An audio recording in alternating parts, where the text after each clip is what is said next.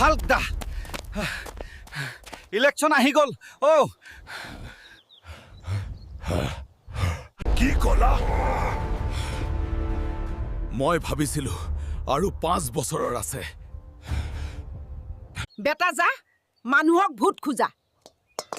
এইবাৰ লাজ কৰি নাথাকিবি মা চিন্তা নকৰিবা